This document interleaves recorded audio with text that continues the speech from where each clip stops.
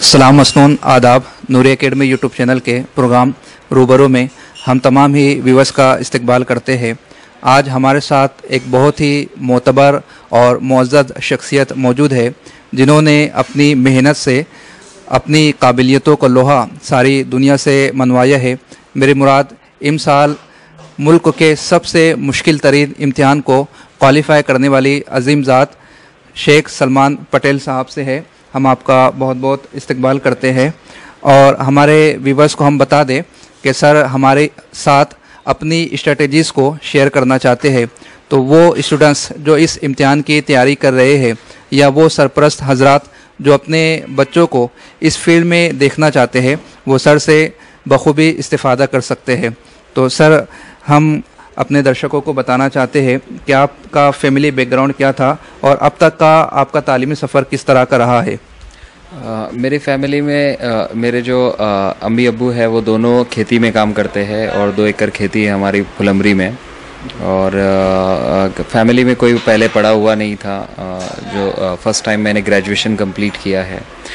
मेरा तालीमी सफ़र ऐसे रहा है कि मैंने ज़िला परिषद उर्दू मीडियम से 7th स्टैंडर्ड तक पढ़ाई की। देन उसके बाद में मदरसा में मैंने तालीम हासिल की 10वीं तक के, और उसके बाद में मैंने मौलाना आज़ाद कॉलेज औरंगाबाद से BSc और MSc की डिग्री हासिल की। शुक्रिया सर। सर अब सोशल मीडिया के ज़रिए से बहुत सारे पास आउट स्टूडेंट्स UPSC की इनफरादियत को बयान कर रहे हैं। इसके सबब से सोसाइटी में अवेयरनेस पाई जा रही है और हर कोई इस फील्ड में आना चाहता है। तो क्या कुछ सिलेक्टिव अप्रोच चाहिए या सिलेक्टिव कैंडिडेट ही को इस फील्ड में आना चाहिए? ऐसी कौन सी खूबी हो जिसको जांचने के बाद इस फील्ड को इंतखाब करने के हवाले से सोचना चाहिए? सबसे पहले तो हमको ये देखना होगा कि सिविल सर्विसेज में आने का जो मोटिव है, मकसद है, क्योंकि इसमें जो है तो पैसा उतना नहीं होता, लेकिन इसमें जो है तो काम बहुत ज़्यादा करना पड़ता है। तो पहला जो मोटिव होना चाहिए, अगर वो पब्लिक की सर्विस है, तभी इंसान को इस फील्ड को चूज़ करना चाहिए, एक चीज़। दूसरा, इसमें जो कुछ चीज़ें रिक्वायर्ड होती है कि कंसिस्टेंट मेहनत करने वाले इंसानों की इसमें रिक्वायर्ड होती है। तो वो रिक्वायरमेंट अगर फुलफ़िल कर सकते हैं तो ही आना चाहिए। उसके बाद में कम चीज़ों को अच्छे से बार बार रिवाइज़ करने की अगर सलाहियत किसी में है तो उस शख्स को इसको सेलेक्ट करना चाहिए। उसके बाद में जो है तो UPSC में जो है तो बहुत एक कभी कभी इसमें हार भी हो जाती है। जैसे कि मैं 4th अटेम्प्ट में मैं क्वालिफाई हुआ हूँ, तो इसमें जो है तो कमज़ोर लोग जो है वो टिक नहीं पाते हैं। तो इसमें इस तरीके के मजबूत इरादे वाले लोगों की जो है तो मुझे लगता है कि इसमें ज़्यादा क्वालिफाई करने के चांसेस होते हैं। हमारे साथ मौजूद है शेख सलमान पटेल साहब, जिन्हें इमसाल IRS अवार्ड किया गया है, और सर हमारे साथ अपनी स्ट्रेटजीज़ को शेयर करने वाले हैं। सर अभी इस बात की वजाहत कर रहे थे कि किन लोगों को इस फील्ड का इंतखाब करना चाहिए। इसी तरह सर एक सवाल ये भी पैदा होता है कि UPSC की रिक्वायरमेंट क्या है, वो किस तरह के कैंडिडेट चाहती है, कौन से सलाहियतों के हामिल अफराद UPSC को दरकार होते हैं। UPSC को अगर आप देखें तो जितने कैंडिडेट सेलेक्ट होते हैं, इनमें एक एटीट्यूड पाया जाता है कि एक ऑप्टिमिस्टिक होते हैं, बहुत होप होती है। दूसरा, इनमें विनर्स वाला एटीट्यूड होता है कि जो है तो वो हार नहीं मानते हैं। तीसरी चीज़ ये मेहनत को गले लगाते हैं और हमेशा मेहनत करते रहते हैं, कंसिस्टेंट मेहनत करते रहते हैं। उसके बाद में जो है तो जितनी चीज़ें रिक्वायर्ड है, जैसे कि सिलेबस पढ़ के सिलेबस को समझना रिक्वायर्ड है। उसके बाद में जो है तो प्रीवियस ईयर पेपर को पढ़ना रिक्वायर्ड है। उसके बाद में जो है तो बेसिक बुक्स को पढ़ना जो है वो बहुत नेसेसरी है। तो इन चीज़ों को जो है तो बार बार समझ के पढ़ने वाले जो स्टूडेंट्स हैं वो रिक्वायर्ड है UPSC में। UPSC में एक ऐसे स्टूडेंट का मुझे लगता है कि ऐसा स्टूडेंट उनको चाहिए जिसके पास में सोसाइटी में जो चीज़ें चल रही है उस पर उसका एक ओपिनियन हो। तो ऐसे स्टूडेंट की भी उन्हें रिक्वायरमेंट है। सर करंट अफेयर की तैयारी किस तरह करना चाहिए और आपने करंट अफेयर के ताल्लुक से कौन सा लायामल इख्तियार किया था? करंट अफेयर से रिलेटेड कोई न्यूज़पेपर फॉलो किया जा सकता है। मैंने क्या किया था कि विजन आईएएस के जो मंथली करंट अफेयर का मैगजीन आता है, तो मैं वो एक मैगजीन फॉलो किया करता था। और जो है तो जब इंटरव्यू के लिए मुझे कॉल आया तो मैंने the Hindu newspaper plus Indian express newspaper, ये दोनों चीज़ें फॉलो की। अब इसमें एक बात बहुत ज़रूरी होती है कि करंट अफेयर से पढ़ना क्या है, क्योंकि करंट अफेयर बहुत वास्ट फील्ड है। तो वो हमको समझ में आएगा प्रीवियस ईयर पेपर पे कि पिछले सालों में जो है तो यूपीएससी ने कौन से किस टाइप के क्वेश्चंस पूछे हैं, तो वो बहुत ज़रूरी है। सर, अभी आपने तस्करा किया न्यूज़पेपर का, तो क्या कुछ मखसूस स्टाइल है न्यूज़पेपर रीडिंग का, और उसको किस तरह से अजबर किया जा सकता है तमाम याददाश्तों को? सबसे पहले तो न्यूज़पेपर में से सारी चीज़ें पढ़नी नहीं होती है, तो क्या पढ़ना है ये हमको पता चल जाएगा syllabus plus previous year paper से। दूसरी चीज़ ये है कि अगर आपको उसमें से चीज़ें याद रखनी है तो उसमें से जो है तो आपको शॉर्ट नोट्स बनाने होंगे, और शॉर्ट नोट्स के ज़रिए जो है तो आप उसको याद रख सकते हो, ये एक है। तीसरा ये है कि आप मोस्ट इम्पॉर्टेंट टॉपिक के अच्छे से नोट्स कवर कर सकते हो, या उनको वाइडली जो है तो उस पर रिसर्च कर सकते हो। पर्टिकुलर आपने न्यूज़ देख ली जैसे कि डेथ पेनल्टी है, डेथ पेनल्टी पे फिर आपने अलग से रिसर्च करके उस पर कुछ एक शॉर्ट नोट्स बना ले, तो इस तरीके से वहाँ से टॉपिक मालूम कर लिया और उसको वाइडली कवर कर लिया। शुक्रिया सर। सर, आपका ऑप्शनल सब्जेक्ट उर्दू था और इसको बहुत कम कैंडिडेट सिलेक्ट करते हैं, बावजूद इसके इम साल 4 लोगों ने उर्दू ऑप्शनल के ज़रिए से इस एग्ज़ाम को क्रैक किया। तो क्या पॉलिसी रही आपकी उर्दू ऑप्शनल के हवाले से, और किन बुक्स से आपने इस्तेफ़ादा किया है? उर्दू ऑप्शनल लेने वालों का जो है तो क्राउड बिल्कुल बढ़ता ही जा रहा है, तो मैं तो खुशी मानता हूँ कि मैं पहले ही क्वालिफाई हो चुका हूँ कि उर्दू से रिलेटेड। उर्दू एक बहुत मीठी ज़ुबान है और बहुत अच्छा ऑप्शनल है उर्दू लिटरेचर। इसी बहाने मुझे जो है तो यूपीएससी के बहाने मुझे उर्दू को समझने का मौका मिला है, उर्दू को जानने का मौका मिला है।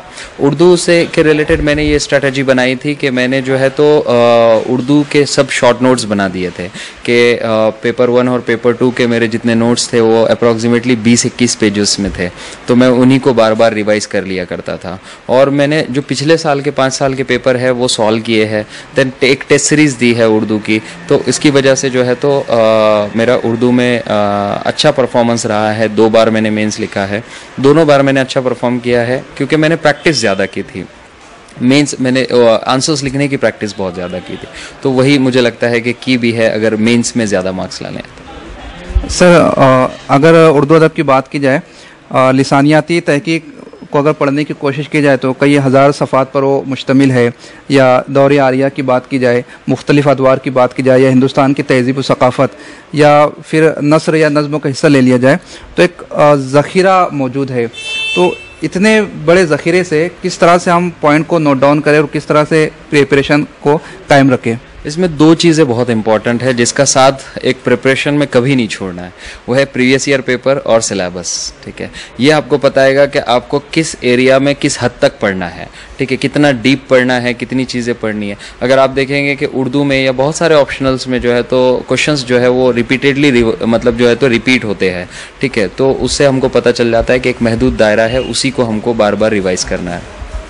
सर, जीएस की स्टडी का क्या तरीक़ाकार होना चाहिए? जीएस में सबसे पहले मैं कहूँगा कि प्रीलिम्स, मेंस, इंटरव्यू तीनों की इंटीग्रेटेड पढ़ाई होनी चाहिए। जब तक कि अलग अलग होगा तो रिजल्ट नहीं आएगा, तो इंटीग्रेटेड पढ़ाई हो। जो जब प्रीलिम्स के लिए आप हिस्ट्री पढ़ रहे हैं तो मेंस का और इंटरव्यू पॉइंट ऑफ व्यू से भी आपका कवर हो जाना चाहिए, या at least mains point of view से कवर हो जाना चाहिए। देन उसके बाद में मेंस से जो मेंस के जो अलग अलग पॉइंट्स है, जैसे कि वर्ल्ड हिस्ट्री है, ठीक है, तो इनको अलग से कवर कर लेना चाहिए। देन उसके बाद में इसके शॉर्ट नोट्स बनाने चाहिए, जैसे कि मैंने बनाए थे, मैंने 4D स्ट्रेटजी फॉलो की थी। मैंने 4 डायरीज बनाए थे, एक डायग्राम्स की डायरी, देन उसके बाद में जो है तो एक फैक्ट्स की डायरी, एक एथिक्स की डायरी और एक एस्से की डायरी, तो जिसकी वजह से मैं जो है तो जीएस को अच्छे से हैंडल कर पाया हूँ। शुक्रिया सर। सर, जो नए स्टूडेंट्स अब प्रिपरेशन स्टार्ट करना चाहते हैं तो उन लोगों के लिए क्या मराहिल होना चाहिए? वो फर्स्ट स्टेज में किन बुक्स को फॉलो करें, फिर सेकंड स्टेज में क्या हो, और किस तरह से वो इस मंजिल तक पहुंच सकते हैं? सबसे पहले तो मैं कहूँगा कि 10 से 15 बार जो है तो इस हमारा जो सिलेबस है यूपीएससी का, प्रीलिम्स से लेके इंटरव्यू तक, वो पूरा लिख कर निकाले और उसको फेंक दे 10 से 15 बार, देन उसको कहीं पे एक जगह पे चिपका के रखे।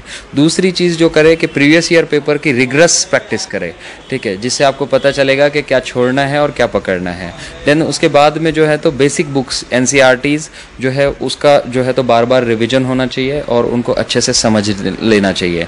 तीसरी चीज़ इसमें जो आएगी वो टेस्ट सीरीज़ है कि प्रीलिम्स के लिए आपको अप्रॉक्सीमेटली जो है तो 2 टेस्ट सीरीज़ अगर आप दे देते हैं तो बहुत अच्छी कमांड आ जाती है एमसीक्यू सॉल्व करने में, ट्रिक्स पता चल जाते हैं, ठीक है। तो पीटी के लिए जो है तो ज़्यादा से ज़्यादा टेस्ट सॉल्व करने हैं, उनका सॉल्यूशन पढ़ना है और उसको रिवाइज भी करना है।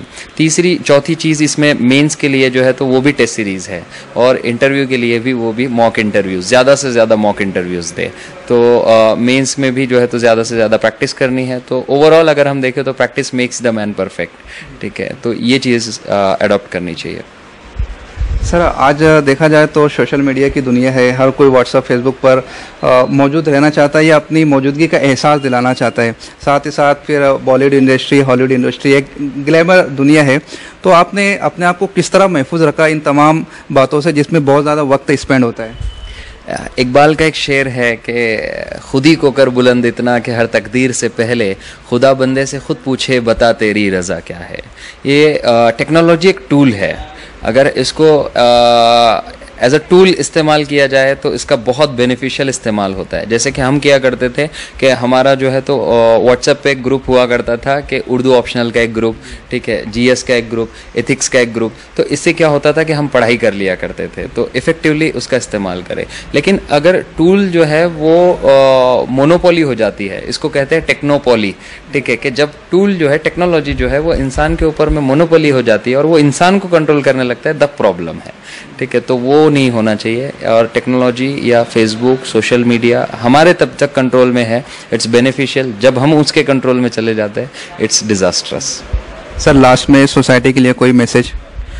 सोसाइटी के लिए तो जैसे ओवरऑल मतलब मेरा जो एम है कि मुझे लोगों को सर्व करना है, ठीक है। और मैं बच्चों से भी कहूँगा कि इन सब ज़िंदगी जो है वो अपने लिए तो जीते हैं, कभी ज़िंदगी इंसान को दूसरों के लिए भी जी कर देखना चाहिए, दूसरों के लिए भी जीना चाहिए।